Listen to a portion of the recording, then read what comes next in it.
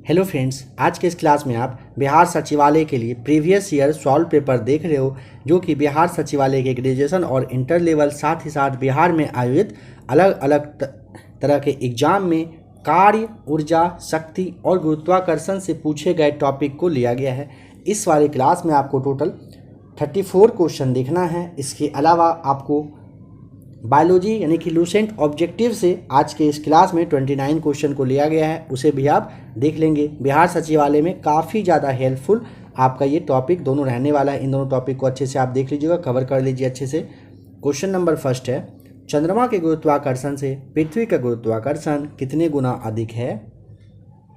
Option C right answer हो जाएगा 6 गुना। ध्यान रखिएगा, चंद्रमा के गुरुत्वाकर्षण से पृथ्वी का गुरुत्वाकर्षण कितना गुना होता है? 6 गुना होता है। अगर आपसे पूछेगा कि पृथ्वी का द्रव्यमान बताइए कि चंद्रमा के कंपैरिजन में कितना गुना अधिक होता है, तो आपको 81 बताना है, 81 गुना। ध्यान दीजिएगा, पृथ्वी का द्रव्यमान चंद्रमा की कंपेयर में पूछेगा तुलना में कितना, तो 81 गुना अधिक होता है। इस बात का भी ध्यान रखना है। नंबर सेकेंड देखिए, एक अश्व शक्ति लगभग बराबर होता है कितने के? ऑप्शन नंबर आपका सी यहाँ पे 746 वाट हो जाएगा राइट आंसर। अगर आपसे पूछेगा कि 1 किलोवाट आवर बराबर कितना होता है, 1 किलो घंटा बराबर 1 किलोवाट घंटा बराबर, तो 3.6 × 10⁻6 जूल आपको यहाँ पे बता देना है। नंबर थर्ड है, निम्नलिखित में से किसे ऊर्जा के व्यापारिक मात्रक के रूप में यूज किया जाता है? ऑप्शन नंबर डी हो जाएगा राइट आंसर, किलोवाट घंटा बिल्कुल सही जवाब है। नंबर 4 है, हाइड्रो इलेक्ट्रिक पावर हाउसों में किसे विद्युत ऊर्जा में परिवर्तित किया जाता है? ऑप्शन ए राइट आंसर हो जाएगा, जल की स्थितिज ऊर्जा को। ध्यान रखेंगे, अगर पूछेगा हाइड्रो इलेक्ट्रिक पावर हाउस में किसे विद्युत ऊर्जा में परिवर्तित, तो जल की स्थितिज ऊर्जा को किया जाता है। ऑप्शन ए राइट आंसर हो जाएगा। पृथ्वी तल से किसी वस्तु का पलायन वेग निम्नलिखित पर निर्भर करता है? ऑप्शन सी, प्रक्षेपण किए जाने के स्थान पर ये निर्भर करता है। ठीक है, देखिए पलायन वेग क्या होता है, जैसे आप एस्केप वेलोसिटी के नाम से जानते हो, एक ऐसा मिनिमम का ये वेग होता है ना, अगर मतलब जिससे कहिए कि किसी पिंड को अगर आप पृथ्वी से ऊपर की तरफ फेंक देते हैं ना, तो वापस वो दोबारा आता ही नहीं है। और ये स्पीड जो होता है वो कितना, पलायन वेग जिसे आप कहते हो, उसका मान कितना होता है? 11.2 किलोमीटर पर सेकेंड। मतलब इस स्पीड से अगर आप किसी भी चीज़ को पृथ्वी के ऊपर की ओर फेंक दोगे, वापस वो नीचे नहीं आएगा। नंबर 6 देखिए, डायनमो का कार्य क्या होता है? तो डायनमो को ऑप्शन नंबर जो आपका सीट है ये ठीक करेंगे, यांत्रिक ऊर्जा को विद्युत ऊर्जा में बदलने का काम करता है कौन? डायनमो। ठीक है, देखिए सबसे पहले समझिए, मोटर होता है ना, मोटर विद्युत ऊर्जा को यांत्रिक ऊर्जा में बदल देता है। बल्ब है, ट्यूबलाइट है, ये दोनों विद्युत ऊर्जा को कहिए क्या, प्रकाश ऊर्जा में बदलने का काम करती है। सेल जो होता है ये रासायनिक ऊर्जा को विद्युत ऊर्जा में बदल देती है। यहाँ से क्वेश्चन बनकर आता है, ध्यान रखिएगा। आरंभ में एक स्थिर गोला फटकर समान द्रव्यमान के 2 टुकड़ों में विभाजित हो जाता है। दोनों टुकड़े, ऑप्शन नंबर आपका सी, समान वेग से विपरीत दिशाओं में चलेंगे। राइट आंसर हो जाएगा। नंबर 8 है, 5 किलोग्राम द्रव्यमान के पिंड 50 न्यूटन का बल 1/12 मिनट तक कार्य करता है। वस्तु की गतिज ऊर्जा में वृद्धि होगी कितनी? ऑप्शन ए हो जाएगा आपका राइट आंसर, 6250 जूल बिल्कुल सही जवाब होगा। नंबर 9 है, एक हल्के तथा एक भारी पिंड का संवेग समान है, किसकी गतिज ऊर्जा अधिक होगी? ऑप्शन ए, हल्के पिंड की। अगर एक हल्के और एक भारी पिंड का कह रहा है क्या, संवेग इक्वल हो अगर, तो हल्के पिंड की जो गतिज ऊर्जा है ये अधिक हो जाती है। ध्यान रखेंगे। निम्नलिखित में से किस स्थान पर स्मॉल जी का मान सर्वाधिक होगा?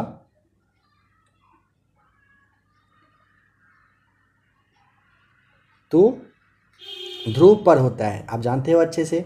ऑप्शन नंबर यहाँ पे आपको टिक करना है, अंटार्कटिक के कैंप में राइट आंसर हो जाएगा। ठीक है, देखिए पृथ्वी की घूर्णन गति अगर घटेगा, स्मॉल जी का मान बढ़ता है। अगर पृथ्वी का घूर्णन गति बढ़ा दीजिएगा तो स्मॉल जी का मान घट जाता है, ठीक है, और स्मॉल जी का मान विषुवत रेखा पर सबसे कम होता है, न्यूनतम होता है, ये ध्यान रखिएगा।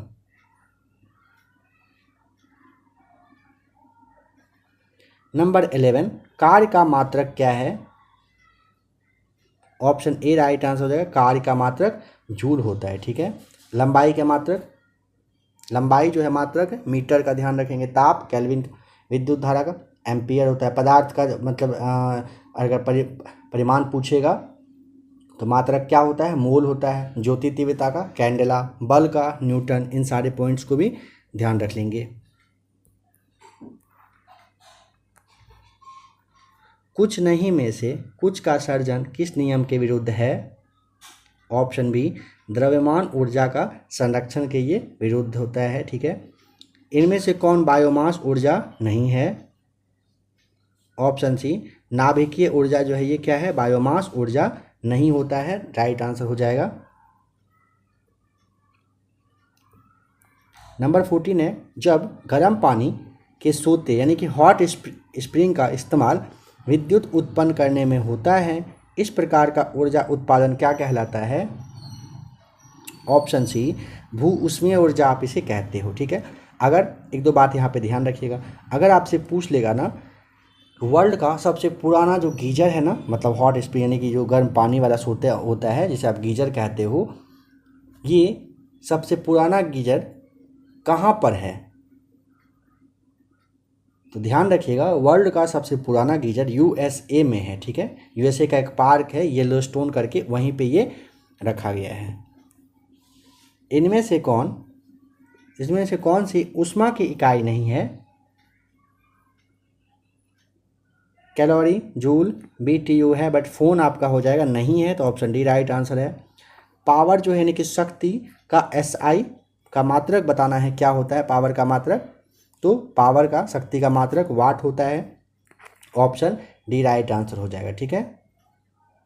पृथ्वी के भ्रमण की गति है कैसी? ऑप्शन ए 28 किलोमीटर पर सेकेंड है। कह रहे 1 किलोग्राम पदार्थ की तुल्य ऊर्जा किस क्रम की होती है? ऑप्शन सी आपका राइट आंसर हो जाएगा 10⁻17 आपका जूल, राइट आंसर हो जाएगा। 1 किलोग्राम पदार्थ के तुल्य ऊर्जा पूछेगा 10⁻17 जूल की होती है, और 1 जूल बराबर पूछेगा तो 10⁻7 अर्ग आपको बता देना है, ठीक है।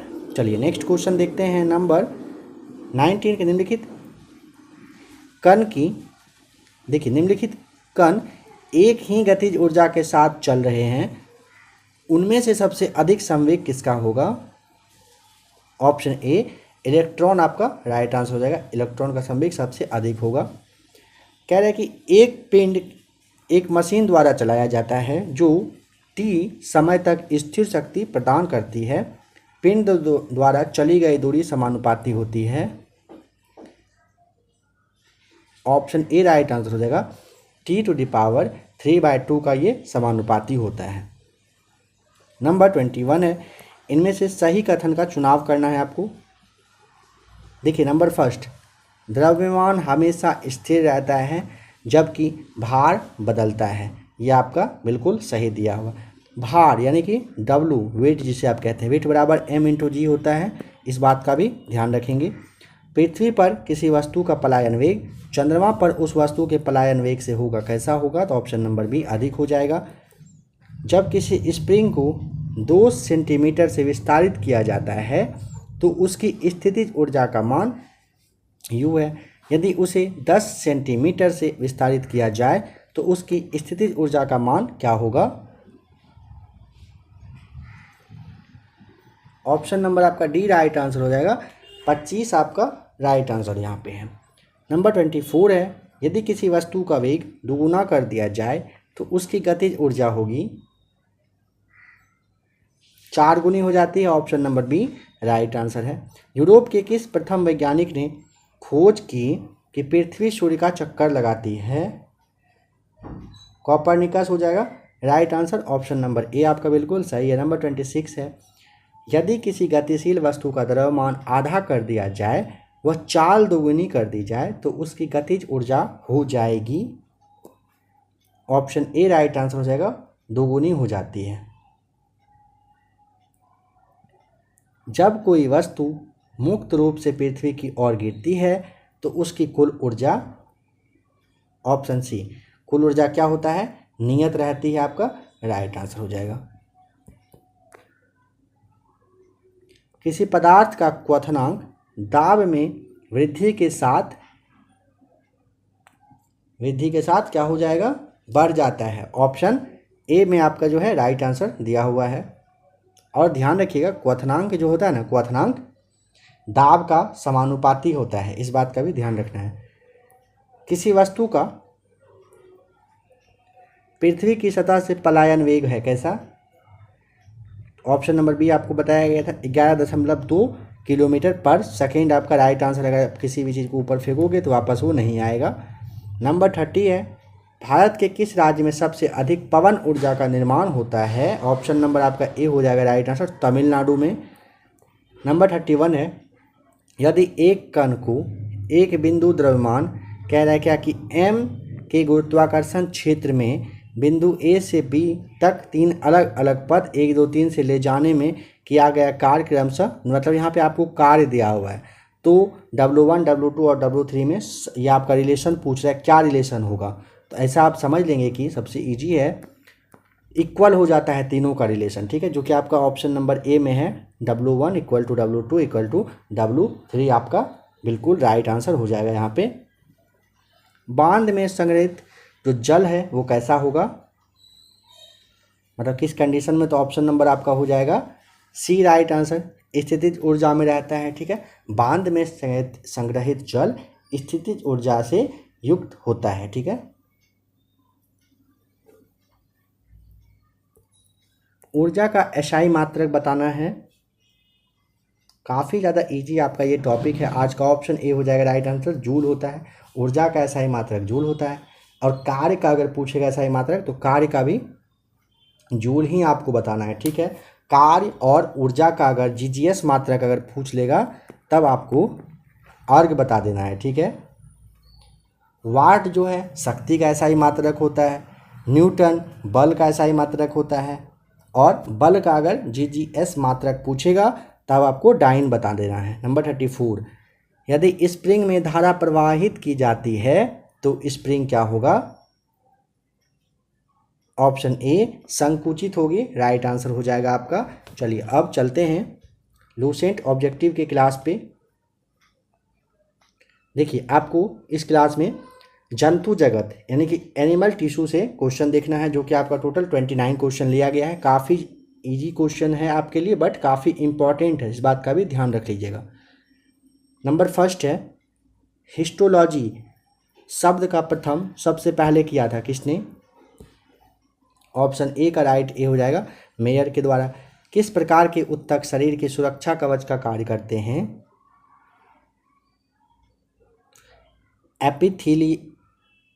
देखिए एपिथीलियमी उत्तक जो है ना, शरीर के सुरक्षा के कवच के रूप में ये कार्य करने का काम करती है। निम्नलिखित में से कौन सा उत्तक घाव भरने में सहायक होती है? एपिथीलियमी उत्तक आपका राइट आंसर हो जाएगा। निम्नलिखित में से कौन एक शरीर को गर्म रखने हेतु उत्तरदायी है? ऑप्शन सी वसामय उत्तक आपका राइट आंसर हो जाएगा। नंबर 5 देखिए, बताना है कि सेबेशियस ग्रंथियां पाई जाती है कहाँ पर?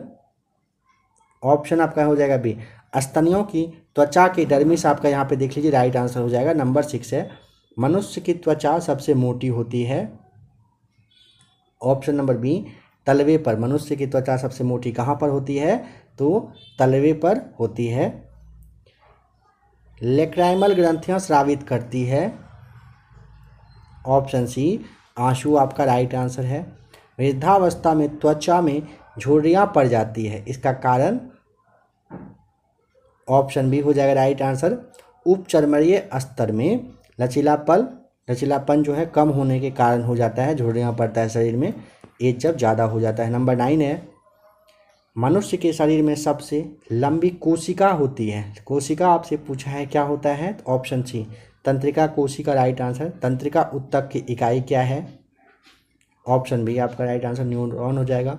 संवेदना का चालन शरीर के एक भाग से दूसरे भाग में किसके द्वारा होता है, ऑप्शन नंबर डी हो जाएगा तंत्रिका ऊतक के द्वारा होता है।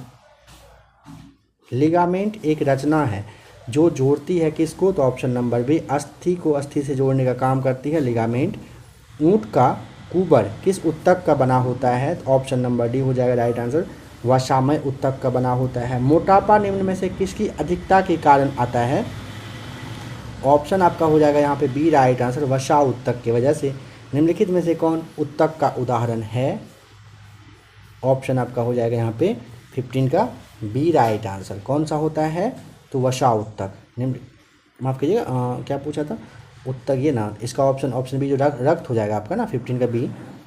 नंबर 16 है बायोप्सी संबंधित है, ऑप्शन सी परीक्षण के लिए ऊतकों को शरीर से अलग करने से संबंधित है बायोप्सी।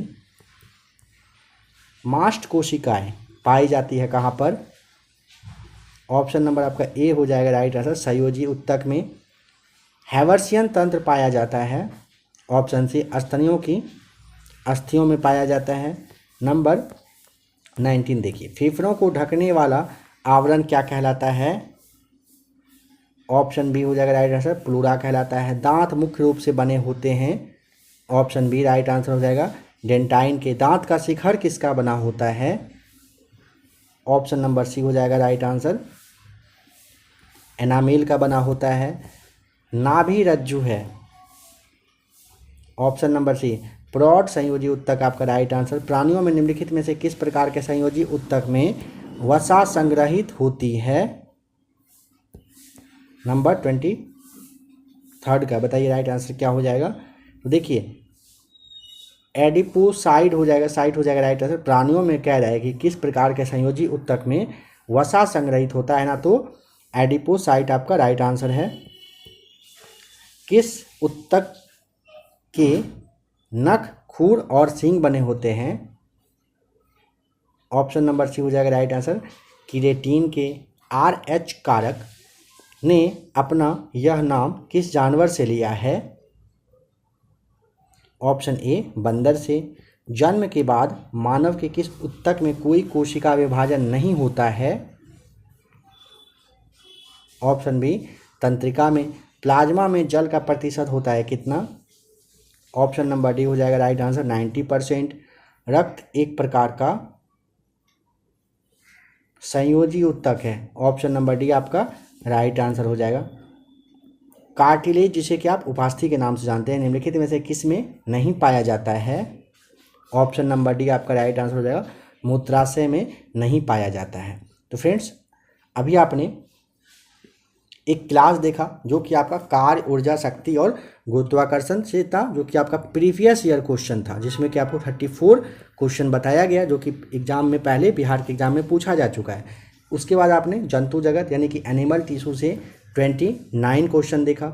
आशा करता हूँ कि क्लास आपको अच्छा लगा होगा। अगर आपको और क्लास साइंस का, लूसेंट ऑब्जेक्टिव का, बिहार सचिवालय APSC वगैरह का देखना हो तो आप प्ले लिस्ट में आकर एक बार चेक कर लीजिएगा।